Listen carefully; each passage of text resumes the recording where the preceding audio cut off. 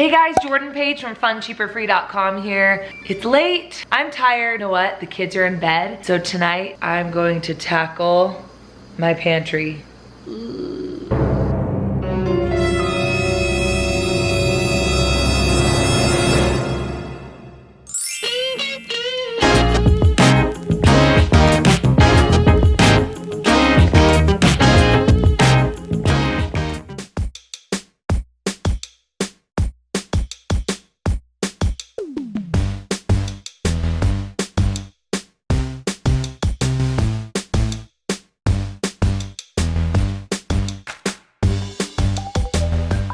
We have a pretty good pantry system. You guys have seen some of my systems on my YouTube videos, such as my snack and lunch system. But I feel like with the holiday break and the kids being home, and I don't know what happened, but my pantry has definitely kind of gotten away from me and gotten out of control. I am just going to work for a little bit tonight. I probably won't have time to get through everything absolutely perfectly because I am very pregnant with twins. It's late and I'm tired, but I'm gonna do my best. And I thought, you know what? I'm just gonna turn on my camera and take you guys along with me because I believe that a well-stocked, well-organized pantry can save you so much money. And with this being the new year and Focus on Finance Month, if you're following along in my free Focused in 2020 program, I will link that below. What better way to focus on your finance than to focus on your food and making sure you know what you have, where it is, and that you're rotating it and using it regularly. I need to definitely clean mine up a little bit so I can be better at that. So thought I'd bring you along with me. Let's just wing it, see how it goes. Oh yeah. First up, grab yourself a garbage bag, paper, and a pen to take inventory, a basket or a bucket or a laundry basket, something to collect things that need to go in a different room in your house, a permanent marker, and then I like to grab a handheld vacuum and a rag just to clean as you go. What I'm doing first is just a quick tidy. I'm not really getting too nitty-gritty with it, but I'm just going through the shelves and putting things generally where they belong so then I can assess get things out of there that don't belong. So then I can assess what we need to reorganize and move around. And then as you go, look for things that could be thrown away, of course, including the very bottom of containers, like that popcorn is stale in that container. And then this container has very little cereal in it, so I'm just dumping it out so I can fill it with other things. And these containers are the best. I love them. I got them from Amazon. I will link everything I love below.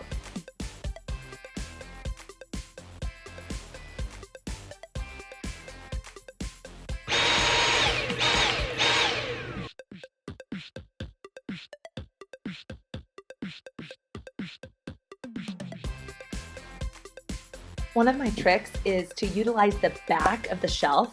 Mine are really deep, and so I will put full extra containers as extra storage that don't fit in the airtight containers or that I just don't need right away.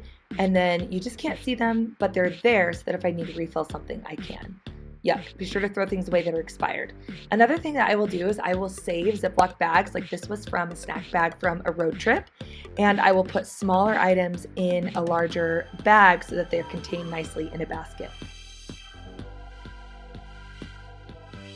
Another thing I do is gather extras of things that I don't need, like those were baking crumbs, and I'll keep them in a storage room in my basement so that not everything has to be in my pantry. All right, you ready to see the world's largest supply of gum? So I found this bin, but a lot of them were old, and so I threw away the old mints and gum that were already open and kind of stale. And then this box we gave each other for Christmas. So, oh, look, that's so nice. Oh, but wait. Oh, there's more. Okay, hold on. So we're just gonna stick that back in there. One thing is I'm definitely a function over form person. So it might not look, oh my gosh, another container of gum.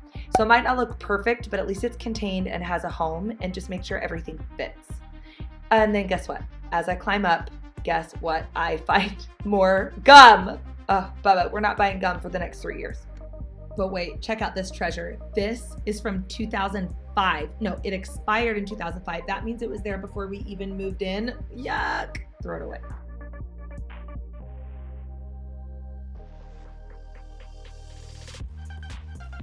If you can't tell, I am a big fan of oversized baskets because I feel like a lot of those Pinterest pantries are so beautiful and perfect with all those itty bitty containers.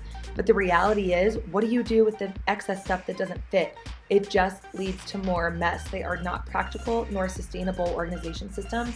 I find that if you have a big oversized pantry, it's easy to just toss things in that are maybe odd size or just the bottom of the barrel. And so they're contained and they're in with like-minded items, but that it doesn't have to be a perfect fit.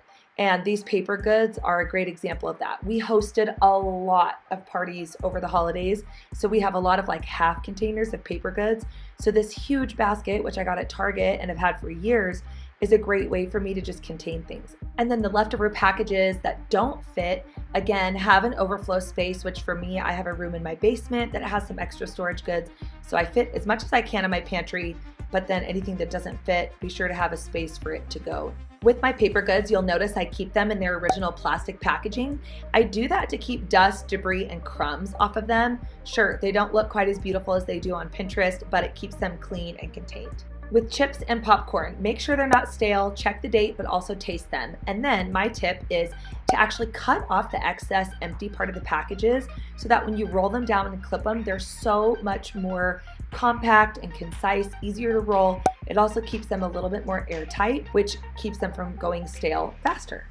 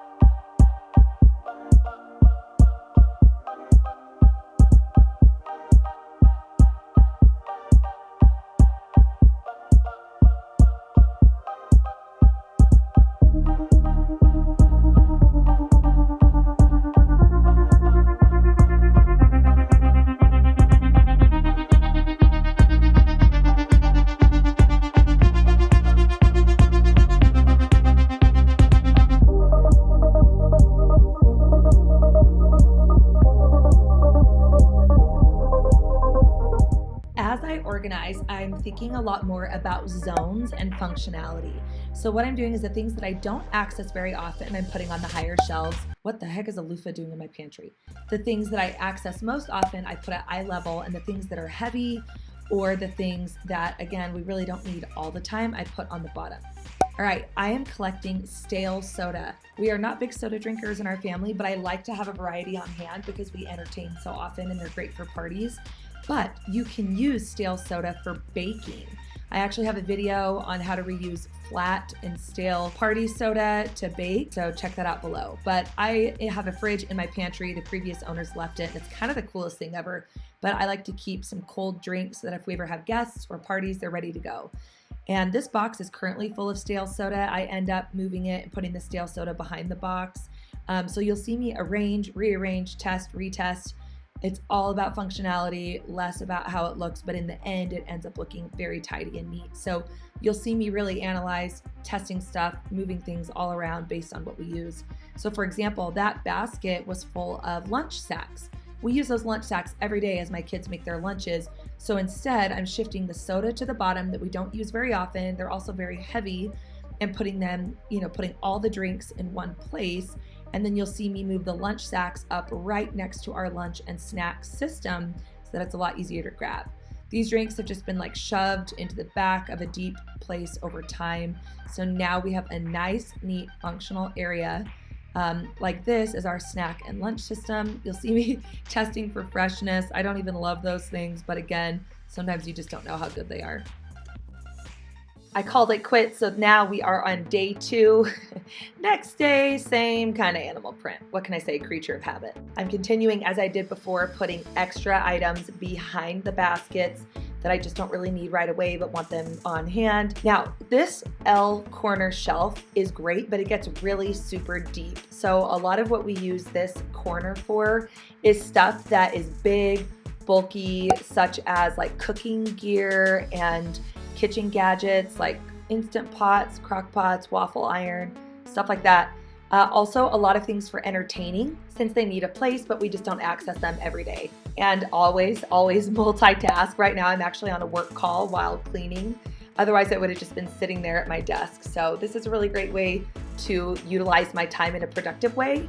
And it's really interesting because this pantry seemed like such a big, daunting task. It's something I avoided for months, really. But it really didn't take me that long once I sat down and got down to it. The hardest part at the beginning is deciding where everything goes, and then it takes a lot of shuffling at the end. Like here again, I found a whole new corner of drinks, so I shuffled that section at the bottom of my pantry around several times, but then finally got the hang of it, and you will too. You just got to keep working at it, chip away a little bit every day if you need to.